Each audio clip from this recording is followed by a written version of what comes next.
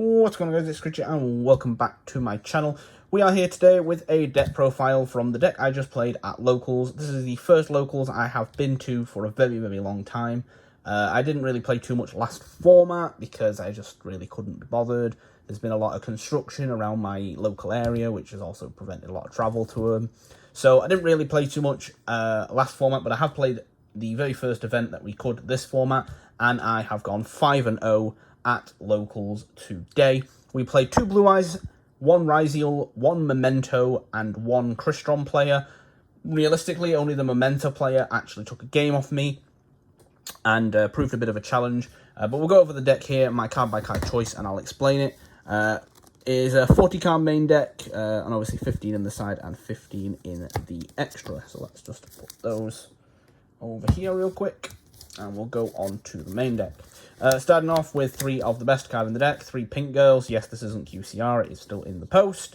This is your main card. It's going to be your 1-card combo that does everything that you need to do. If you do not know the combos or want to learn the combos, make sure you watch till the end of the video, and I will make sure that the video at the end links to the basic guide to this deck and how to play it. But this is the best card, your best 1-card starter in the deck, and there's absolutely no reason to not play 3 copies of this card. Next, moving on, we're going to be playing 3 copies of Kill Frost. This is also the only other 1-card starter that we have. There is also no reason to not play 3 copies of this card. Both of these will do your full combo regardless of your opponent.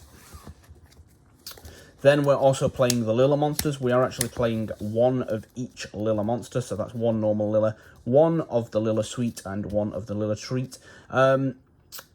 I did draw this today, and it almost cost me a game, except my opponent decided to respond to my Live Twin card. So I just negated it, and then we had it in grave.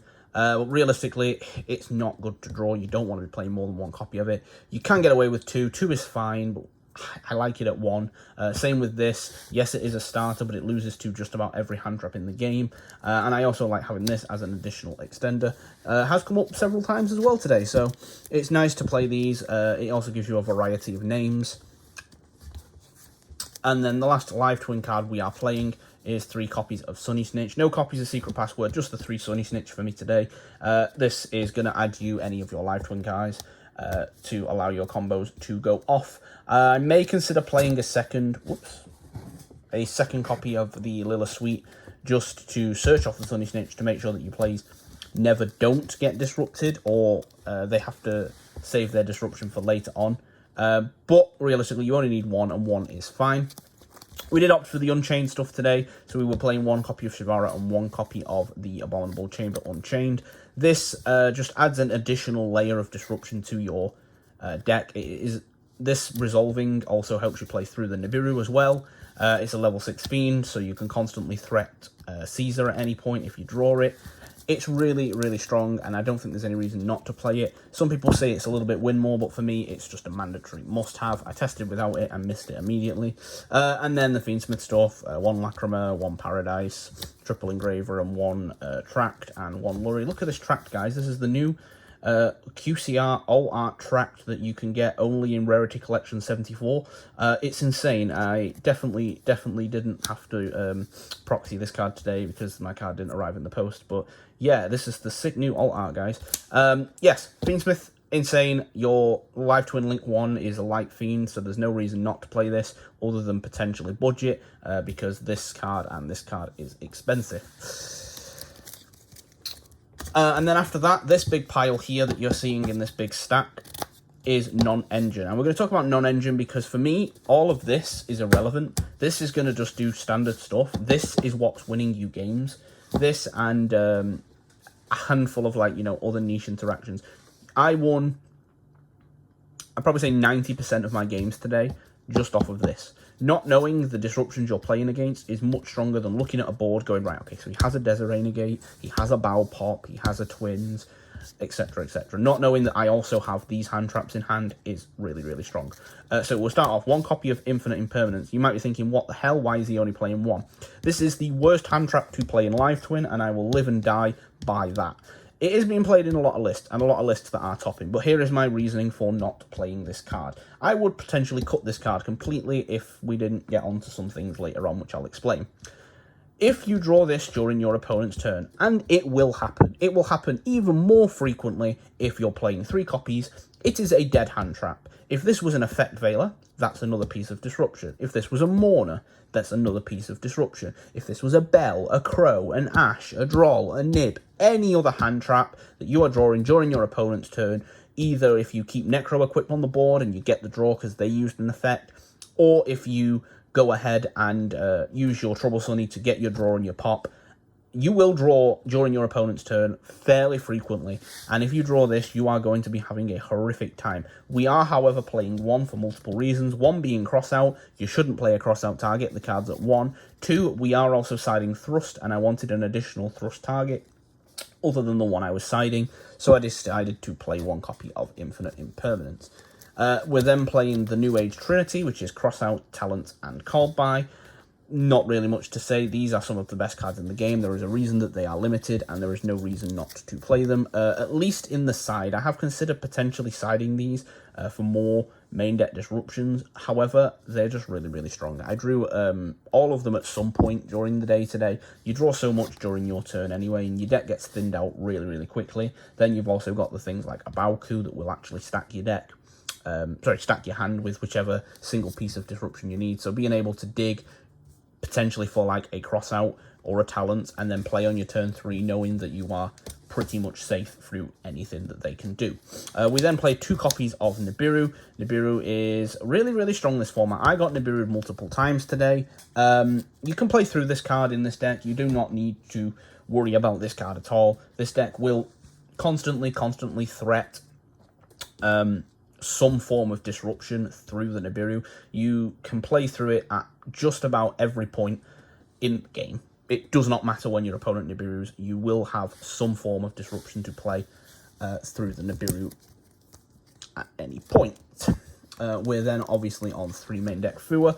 I go back and forward with this. I personally don't like maining Fua, period, and I don't like maining Fua in this deck because, again, going back to what I said about Imperm, if this is the hand trap that you're going to be drawing off of your Necro equips, off of your Kisser kills, it's a dead card and you don't want to be drawing it. However, it's kind of just mandatory this format right now. This is probably the best hand trap in the game, and I kind of just feel like you have to play it.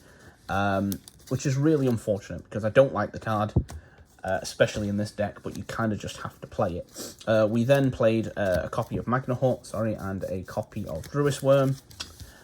This is here because I wanted some form of graveyard disruption. These can be potentially ghost spells. However, having these as extra bodies is even more extending to play through Nibiru because you can use these and things like the tokens in order to go into cards like... where is it?